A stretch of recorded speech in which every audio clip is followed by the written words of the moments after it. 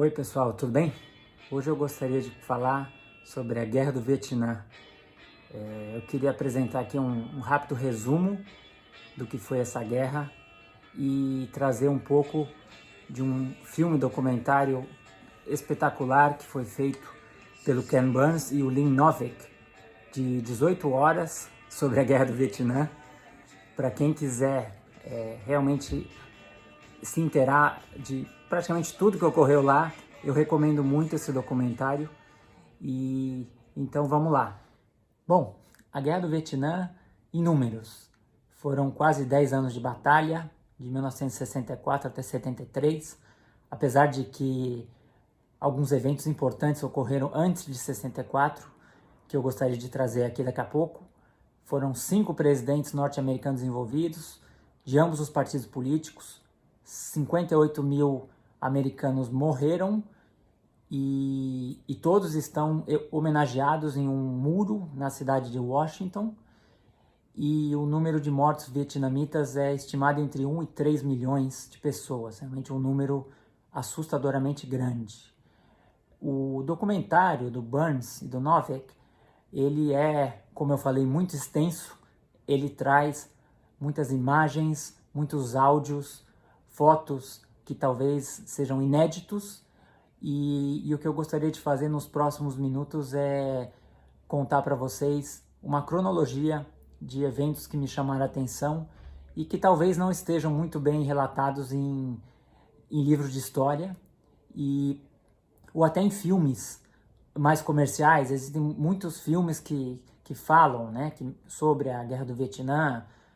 Podemos falar em Forrest Gump, Platoon, Apocalipse Now, Bom Dia Vietnã, Nascido em 4 de Julho, mas que são ficções, né? Mas esse documentário do Burns e do Novick, ele realmente traz um aprofundamento de análise que é surpreendente, e eu gostaria de trazer aqui um resumo do que eu achei interessante. Bom, primeiramente, eu gostaria de falar um pouco sobre o homem aqui da foto, que é o Ho Chi Minh. Esse homem deve ser o homem mais importante da história do Vietnã. Ele foi o líder e depois conselheiro do poder do Vietnã do Norte durante a guerra. E o documentário traz 2 eventos relacionados a ele que talvez não sejam muito conhecidos, mas eu acho que vale a pena serem citados. Vamos lá. Em 1918, a Primeira Guerra Mundial termina e o presidente norte-americano, Woodrow Wilson, ele trouxe os seus famosos 14 pontos. Eram pontos de paz que basicamente pediam por menos militarização, menos protecionismo econômico, respeito às fronteiras anteriores da guerra, por exemplo, para a França e para a Bélgica. E ele falava, em um dos pontos, que o mundo deveria ouvir as reivindicações colonialistas, porque a gente sabe que muitas das colônias se mantiveram após a Primeira Guerra Mundial, como é o caso do Vietnã, né? Mas de forma até antagonista, um dos pontos do Wilson era que as colônias fossem ouvidas e pudessem eventualmente ser liberadas, né, das suas metrópoles. Por causa disso, o Ho Chi Minh, em 1919, ele foi até os Estados Unidos e ele questionou o Wilson sobre exatamente esse ponto. Ele falou: o nosso país, ele não quer mais ser colônia, ele quer a sua soberania, mas o que ocorreu é que ele não foi muito escutado, né, nesse momento. Bom, a gente teve a Segunda Guerra Mundial e algo muito parecido ocorreu com o Ho Chi Minh. A ONU ela foi iniciada em 1945. Logo depois do seu início, o Ho Chi Minh foi à ONU e fez um discurso novamente pedindo pela soberania do Vietnã, que ainda era francês, né? Novamente o Ho Chi Minh não foi escutado, então eu acho que para ele, acho que bastou essa tentativa de alinhamento com os poderes internacionais, né? E por causa disso, ele foi buscar a União Soviética, primeiramente, como uma ajuda, e depois ele foi buscar a China, principalmente a partir de 1949, quando houve a Revolução Chinesa de Mao Tse-tung, e daí, a partir desse momento, o Ho Chi Minh ele se alinhou muito com os chineses, apesar de uma longa história de briga entre Vietnã e China, mas nesse momento ele estava bem alinhado com a China. Continuando com a cronologia, vamos lá, 1940, o Japão Imperial ele conquista o Vietnã, e em 1942 o Ho Chi Minh se exilou na China para poder montar aí um plano à distância, né, de poder retomar o país no futuro. Em 1949, dois eventos muito importantes acontecem. Primeiramente, a União Soviética declara ter a bomba nuclear e o Mao Tse-tung ele lidera a Revolução Chinesa. Então, esses dois eventos foram bem importantes para mandar uma mensagem para o mundo ocidental de que as coisas poderiam estar mudando aí no Sudeste Asiático. Em 1950, dois eventos importantes também. O primeiro é que os Estados Unidos, pela primeira vez, enviou ajuda ao Vietnã para dar suporte aos franceses. Além disso, a Coreia do Norte invadiu a Coreia do Sul. 1954, os Vietmins eles derrotam a França após muitos anos de colonialismo. O país Vietnã ele estava prestes aí a sofrer uma partilha entre o norte, que pensava diferente do sul. Um acordo em Genebra foi assinado por autoridades em 1954, que previa eleições em 2 anos num Vietnã unificado. Mas o que acabou ocorrendo é que tanto a parte do norte quanto a parte do sul do Vietnã não se entusiasmaram muito com essa ideia e acabaram polarizando e de forma até autoritária as suas porções de território. O norte ele se transformou na ideologia Vietcong, que era uma ideologia claramente socialista, alinhada com a China, ideologicamente pelo menos, apesar de que a China não chegou a enviar tantos exércitos para a guerra especificamente.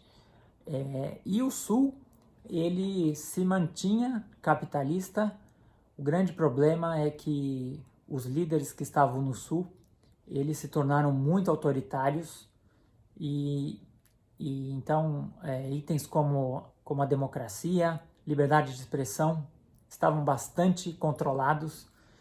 E então a promessa, né, a esperança de uma eleição geral em 1956 no Vietnã, ela não se materializou e a partir daí uma guerra como ocorreu, ela estava se tornando cada vez mais possível.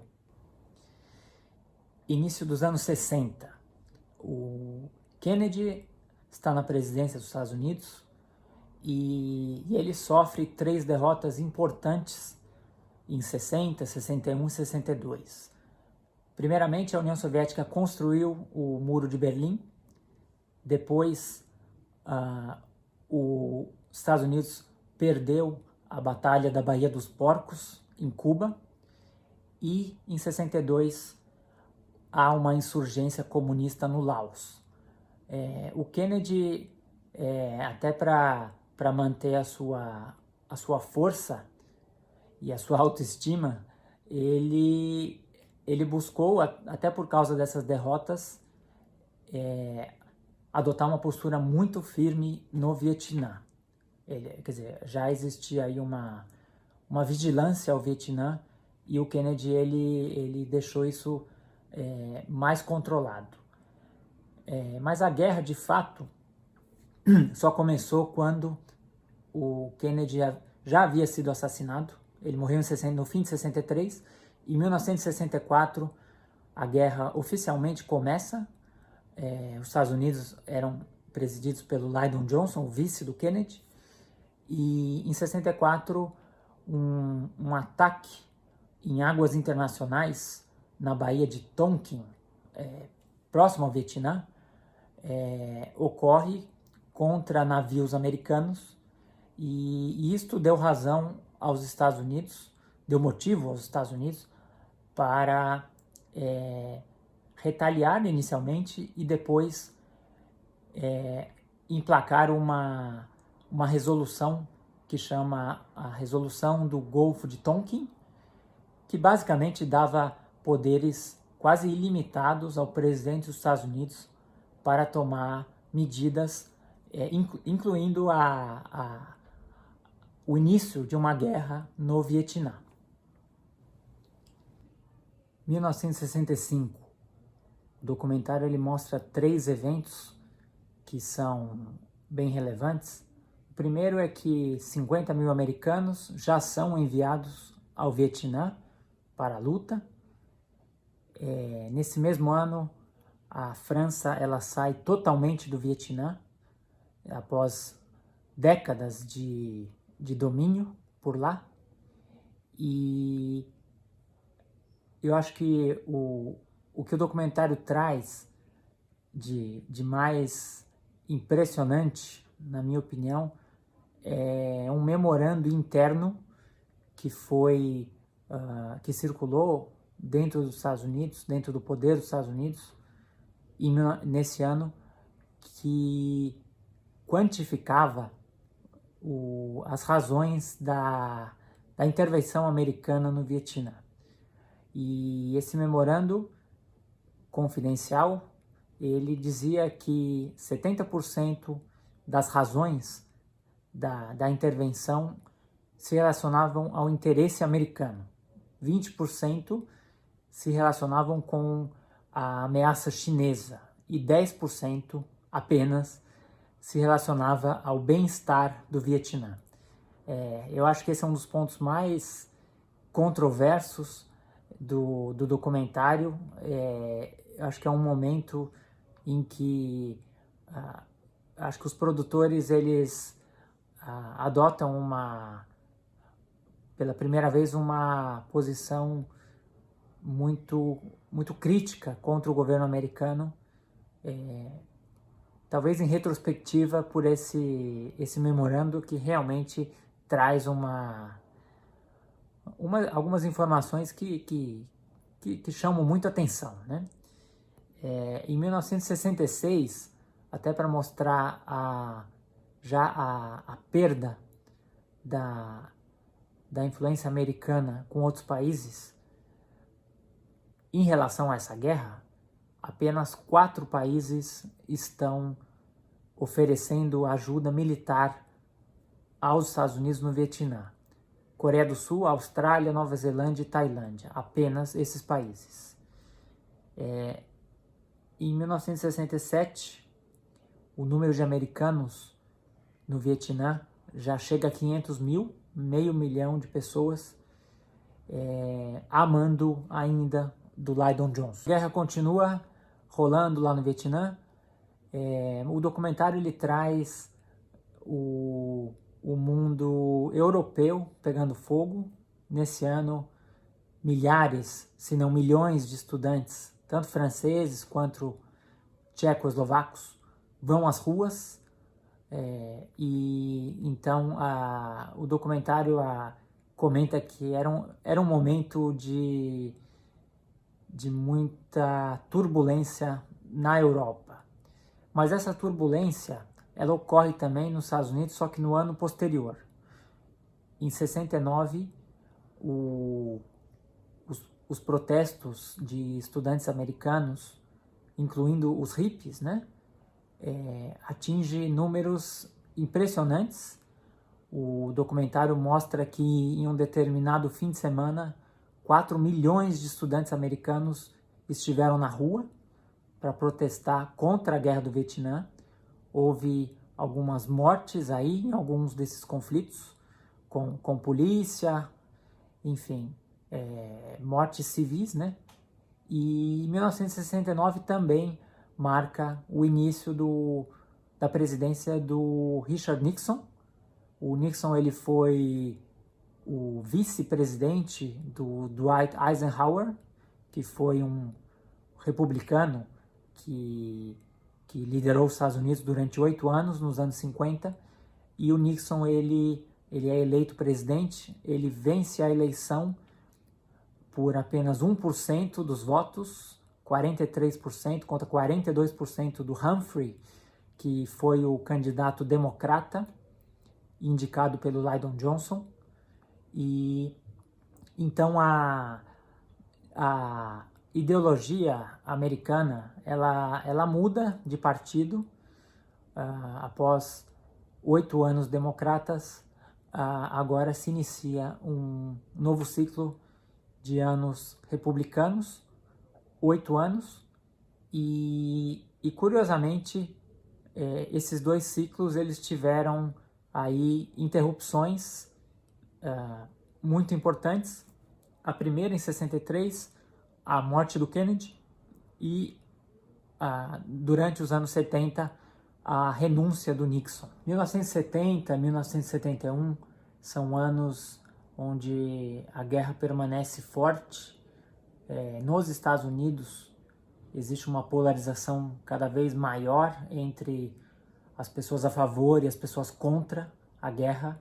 O Nixon ele se apoia na parte da população que ainda acredita numa vitória americana na guerra, mas o que o documentário mostra é o início de uma disfunção grande dentro das tropas americanas. Problemas com drogas, problemas com insubordinação dentro de uma mesma tropa, e esses problemas, e também frustração em uma guerra que não termina, sentida também pelos soldados que estão por lá. E então são anos aí bem frustrantes. O ano de 72, acho que ele traz alguns eventos bem importantes que mudam o caminho da guerra, né? Em 72, o Nixon ele visita a China do Mao Tse-tung, uma visita de certa forma inédita para um líder de um estado protagonista visitar um estado comunista. E nesse mesmo ano, o Nixon e o Brezhnev, que é o presidente da União Soviética, eles assinam um tratado antibalístico que basicamente busca reduzir aí o risco de uma guerra nuclear entre os dois países. Então essas coisas e toda essa frustração que ocorre no Vietnã para todas as partes que estão envolvidas, né? Eu acho que os norte-vietnamitas, os sul-vietnamitas, os Estados Unidos. O documentário até traz uma situação que é bem engraçada, na verdade. Por volta aí desse ano de 71, 72, as autoridades aí das partes em conflito, elas marcam uma conferência em Paris para tentar negociar uma solução. E o que acontece é que se propõe uma mesa retangular para que os membros de 4 ideais diferentes se sentem, né? o que acontece é que as partes acham que quem fica na parte menor do retângulo acaba tendo o poder, né, na reunião. E toda essa brincadeira, ela levou 10 semanas para ser resolvida, e o documentário até comenta de uma forma meio hilária de que a União Soviética ela propôs uma solução para esse problema. Por que não fazer uma mesa redonda? Enfim, então esse aí acho que tem até um pouco de humor nesse momento, mas são anos de muita frustração. E em 1972 o Vietnã do Norte decide a sua estocada final, e na Páscoa deste ano eles decidem fazer uma invasão total ao Vietnã do Sul. Os Estados Unidos resiste ainda, faz alguns bombardeios aéreos ao Vietnã do Norte, mas as indicações são de que o Vietnã do Norte está muito prestes a invadir e tomar o Vietnã do Sul, e então os Estados Unidos acaba já tendo que se contentar com a derrota, né? Final de 72, o Richard Nixon é reeleito presidente dos Estados Unidos, e numa tentativa já meio desesperada, ele comanda um ataque ao Vietnã do Norte no dia de Natal, mas o ataque, apesar de ter sido bastante forte e ter atingido muitos alvos norte-vietnamitas, em 1973, finalmente o exército norte-vietnamita invade o sul do Vietnã, conquista a cidade de Saigon.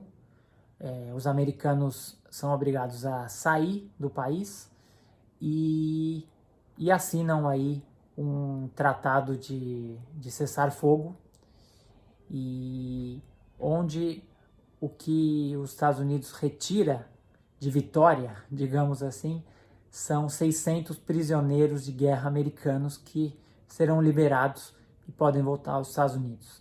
Então, assim termina a Guerra do Vietnã, e assim termina também o documentário. Eu acho que é um documentário muito interessante. É um documentário que, na sua maior parte, é bastante crítico ao governo americano, tanto o governo democrata quanto o governo republicano. O documentário mostra cenas fortes de abuso, né, de norte-americanos queimando vilarejos, queimando produções de arroz e matando civis inocentes vietnamitas. Mas, ao mesmo tempo, o documentário também mostra que os norte-vietnamitas não seguiram, digamos, uma boa etiqueta de guerra. Existiram várias ocasiões em que americanos foram mortos e outros americanos vieram recolher os corpos, né, dos seus colegas, e os norte-vietnamitas continuaram atirando. Então, assim, acho que faltou nobreza para todos os lados aí nessa guerra. Obviamente, o saldo de mortes do Vietnã foi muito maior, mas eles acabaram ganhando a guerra. Mas eu acho que foi uma guerra que traz isso muito destacado pelo documentário, traz realmente imagens e comportamentos que eu acho que nunca deveriam ser repetidos. Acho que tem que ser estudados, tem que ser analisados, porque muitas barbaridades de guerra existiram nesses anos todos, e até, curiosamente, né, a gente fala de uma Segunda Guerra Mundial horrorosa em termos de mortes em termos de barbaridades de guerra, mas a Guerra do Vietnã ela não mostrou um aprendizado. Infelizmente, existem fatos e acontecimentos muito tristes que ocorreram, mas essa é a história, é o que aconteceu. E, enfim, eu recomendo para quem tem interesse em conhecer sobre essa guerra. Falando sobre algo mais positivo, o documentário ele tem uma trilha sonora que toca aí anos 60 e 70, que é simplesmente maravilhosa. Beatles, Marvin Gaye, The Byrds, Rolling Stones, tocam aí em momentos importantes do documentário. Enfim, se é algo que anima um pouco vocês a assistir esse documentário, pelo menos é a trilha sonora que é, na minha opinião, maravilhosa. Tá bom, pessoal? Obrigado e espero trazer aí outro dia alguma coisa para dividir com vocês. Tchau, tchau.